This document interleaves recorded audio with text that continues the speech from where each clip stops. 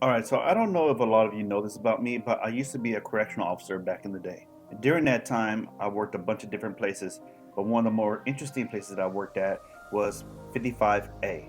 Well, 55A was a place where they had inmates in incarceration for 23 hours a day behind a cell. And during that 1 hour of rotation that they got to get out, they got to take a shower, make phone calls, write letters, or do whatever they need to do during that time. Well, one day we had an inmate come from upstairs being escorted downstairs for behavioral issues in general population. Once he was placed in the cell, it was time for me to pass out the dinner trays for the night.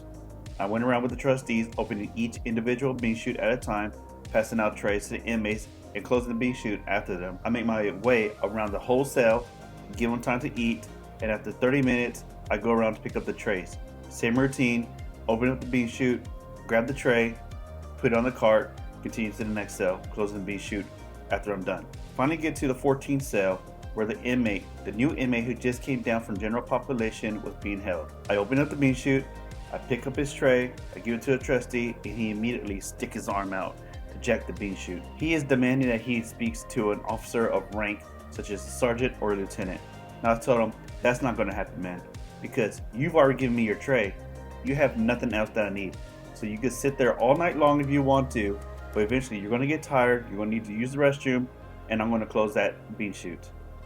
He starts yelling, and I walk away, continue to open up each individual bean chute, collecting the trays for the rest of the day. In this particular place, I have to go around checking every hour of what the inmate's doing inside their cell. I get to the 14th cell, and I look inside, and he's laying on his bunk.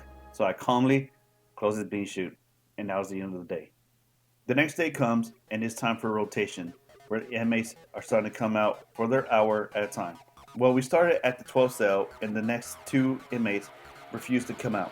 So they pointed at 14th cell, and they gave me the rotation symbol. I looked back, I nodded my head yes, and he was out. I kept an eye on him for a little bit, and I went to go see he turned on the water for the shower. So I continued to mark down my observations on the piece of paper, and when I turned around, I lost sight of him, and that's when it happened. Boom! He hits me in the back of the head pretty hard. I go down, I turn to look back, and he hits me again. So I throw a wild punch, and I connect. I looked up, and I threw one more punch, and he backed up. I start to yell at him.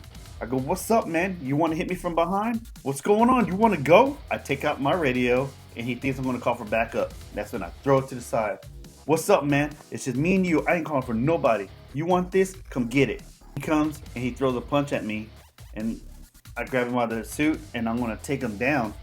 And he punches me one more time, and that's when I went, pat, pat. I hit him twice, and then I pushed him off of me, and I said, like, "Let's go." So we square off and everything, and he starts to back up. I was like, "Nah, man, don't back up now." Take my pen out, and I throw it at his face to try to lure him in. He just keeps backing on up, and that's like, I kind of creep in close, and I kick him right in the leg, right in his thigh. And I was like, "Come on." I gotta keep it PG-13.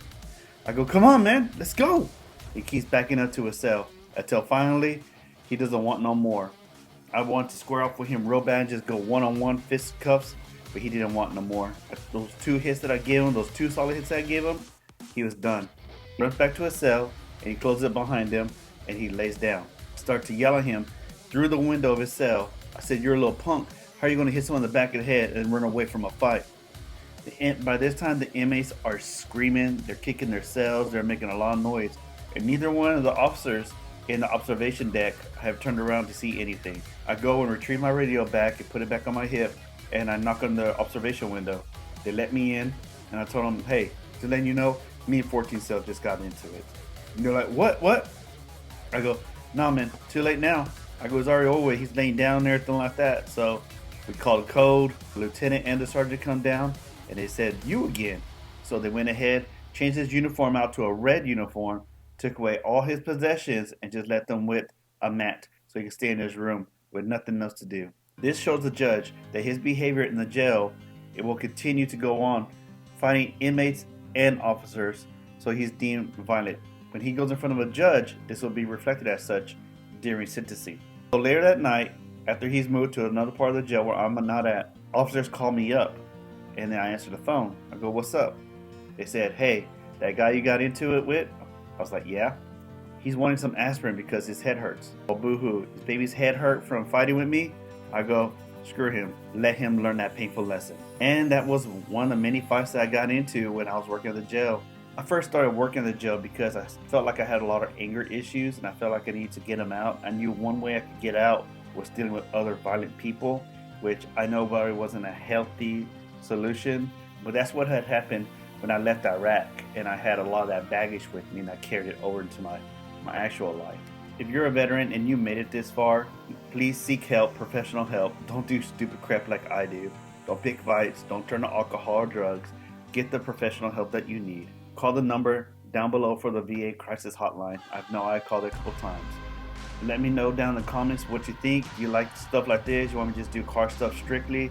I know I'm letting a little bit more in my life here. I am kind of like on a training exercise away from home, so that's why I don't have my car. That's why I'm doing silly little videos like this. But, you know, hey, feel free to hit that subscribe button. We'll see you on the next one.